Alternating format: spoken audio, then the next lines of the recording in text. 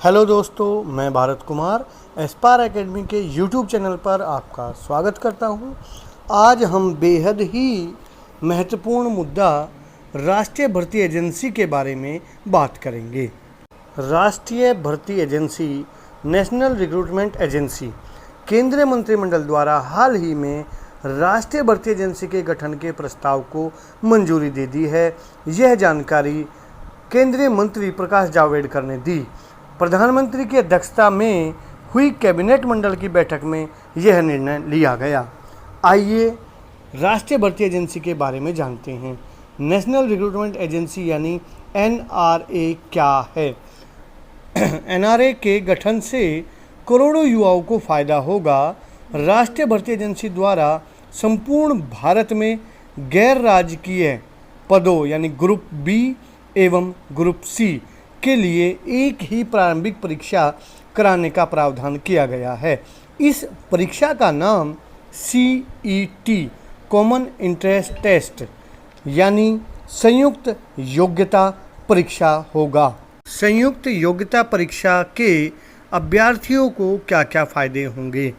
CET मुख्य रूप से भारत की 3 बड़ी सरकारी नौकरी देने वाली संस्थाओं रेलवे, बैंकिंग और कर्मचारी चयन आयोग द्वारा एक ही पे ग्रेड यानी समान वेतन के लिए अलग अलग परीक्षाओं का आयोजन कराते आ रहे थे, जिससे अभ्यर्थी को हर साल अलग अलग परीक्षा देनी पड़ती थी, जिससे अभ्यर्थियों का समय और संसाधन दोनों अधिक व्यय होते थे।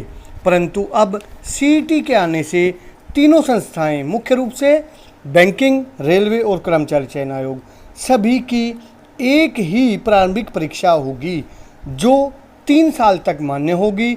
यानी अभ्यर्थी ने अगर एक बार प्रारंभिक परीक्षा यानी प्रीलिमिनरी टेस्ट पास कर लिया तो उसे 3 साल तक दोबारा प्रारंभिक परीक्षा नहीं देनी होगी। उसी CET यानी कॉमन एलिजिबिलिटी टेस्ट से 3 साल तक मेंस तीनों संस्थाएं रेलवे, बैंकिंग और कर्मचारी चयन आयोग में वह पार्टिसिपेट कर सकता है। इसमें पार्टिसिपेट करने के लिए CET स्कोर को आधार बनाया गया है।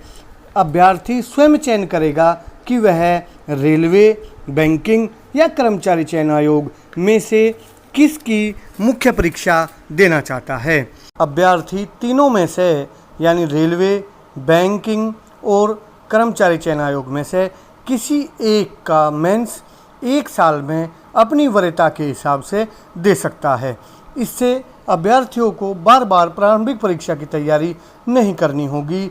जब उसने एक बार CET पास कर लिया तो 3 साल तक वह केवल मेंस की तैयारी करे यानी द्वितीय लेवल की परीक्षा की तैयारी करे, प्रारंभिक परीक्षा की तैयारी करने की ज़रूरत नहीं है। CET की अन्य विशेषता इस प्रकार हैं। CET की परीक्षा देश के हर जिले में होगी। इससे अभ्यर्थियों को अपने ज़िले से दूर जाने की ज़रूरत नहीं पड़ेगी। इसके अलावा पहले लगभग 20 एजेंसी भारत में परीक्षा कराती रही थी, जो अब केवल एक एजेंसी यानी राष्ट्रीय भर्ती एजेंसी ही भारत में परीक्षा कराएगी, जिससे संभव है कि पारदर्शिता बढ़े और नकल माफिया पर रोक संभव हो सके। एक और जानकारी अभ्यर्थियों के लिए, अभ्यर्थी ये न समझें कि केवल एक ही प्रारंभिक परीक्षा सभी पदों के लिए होगी। ऐसा नहीं है। जैसा कि वीडियो के प्रारंभ में हमने आपको अवगत कराया है कि एक पे ग्रेड यानी समान वेतन, उदाहरण के लिए 3200 पे ग्रेड की एक CET परीक्षा होगी, 4200 पे ग्रेड के लिए अलग से एक CET की परीक्षा होगी, 4800 पे ग्रेड के लिए एक CET परीक्षा का आयोजन किया जाएगा। NRA राष्ट्रीय रिक्रूटमेंट एजेंसी, राष्ट्रीय भर्ती एजेंसी के गठन के बारे में माननीय प्रधानमंत्री जी ने कहा है कि NRA करोड़ों युवाओं के लिए वरदान साबित होगी।